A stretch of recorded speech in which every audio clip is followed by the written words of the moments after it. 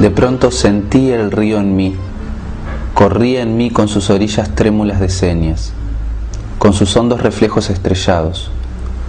Corría el río en mí con sus ramajes. Era yo un río en el anochecer y suspiraban en mí los árboles, y el sendero y las hierbas se apagaban en mí. Me atravesaba un río.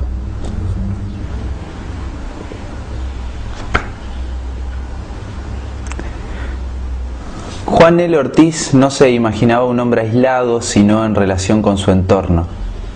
Cabría preguntarse qué importancia tiene esta relación para la construcción de nuestra identidad como entrerrianos. Hay un río que es el mismo y que siempre está cambiando, que convive con nosotros y que fue testigo de los primeros habitantes de Entre Ríos.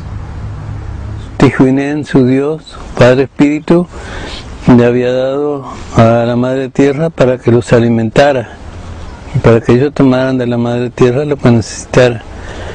Y el agua es la sangre de la Madre Tierra. El agua para ellos era muy respetada. Es como la sangre de la Madre Tierra, porque el Senata hacía el amor en el agua, trataba de sembrar la semilla. O sea, el varón tiene su garantía, Ankat, o sea, depósito de alma en sus órganos reproductivos. Y la mujer era una flor que da vida, Amarí Ugititi. Entonces ellos tenían que sembrar una de esas semillas que tenía su depósito de alma en la mujer, pero lo hacían bajo el agua siempre que era posible, porque era una manera de honrar a la Madre Tierra y a su sangre. O sea que el niño que era engendrado, la niña del agua, iba a ser buen nadador, buen pescador, nunca iba a morir ahogado. Además siempre iba a respetar a la naturaleza. Eso para cortar un árbol, por ejemplo, el árbol lo consideraba un ser vivo, porque hay que partir de la base que el aborigen siempre se consideró un animal, no un ser privilegiado. Esta nación de la cultura del agua, porque vivía cerca del agua, conocía todos los ciclos del agua, porque los asentamientos básicamente estaban en las cuencas de los ríos. Se sabía perfectamente entonces, el río era un lugar importante no solamente porque era la fuente de alimentos, porque provee no solamente pescado, hay una cantidad de alimentos que provee el río que hoy en día no se utilizan.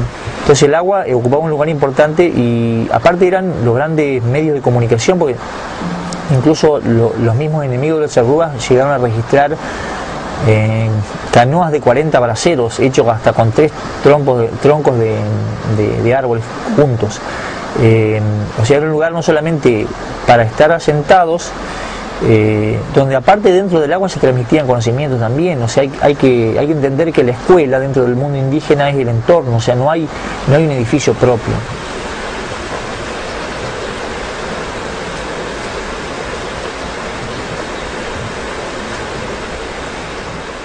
¿Cuánto tiempo hace que el hombre está en nuestro territorio?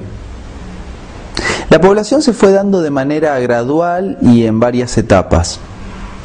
Acá tengo unas fotos que les voy a mostrar. Primero la etapa inicial, que fue de el 11.000 al 6.500 a.C. Le siguió la etapa temprana del 6.000 al 4.000 a.C. Acá, bueno, esta no porque salió media fea.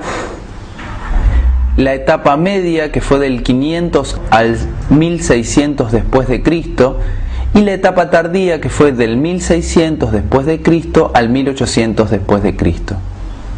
Este esquema de tiempo está sujeto a modificaciones que se puedan hacer a partir de nuevas investigaciones arqueológicas. El hombre que entra por Bering hace alrededor de 40.000 años era el mismo hombre que vivía en Asia, en África y en Europa. Nunca hubo dos tipos de hombres en el planeta. Todavía hoy podemos escuchar frases como esta: nosotros somos un pueblo joven, nosotros no tenemos historia, porque estamos pensando en 200 o en 500 años nada más. O lo que es peor, nosotros descendemos de los barcos. Otro sofisma, otro error, no solamente conceptual, sino científico, práctico. ¿Entendés? Y por eso es que en los manuales y en general en el sistema educativo ustedes van a ver que proporcionalmente toda la realidad o la dimensión que encuentran los europeos está dicho en un 2 o un 3%, y todo lo que sucede, que es lo menos, después del 1492 ocupa todo el libro, o sea, el 98% restante. No solo el habitante originario apreció el valor de estas latitudes. La llegada del español marca un antes y un después, sobre todo un después. Lo primero que va a aparecer es una diferenciación entre lo que había sucedido antes de la llegada de los europeos y después. Pero eso no es inocente.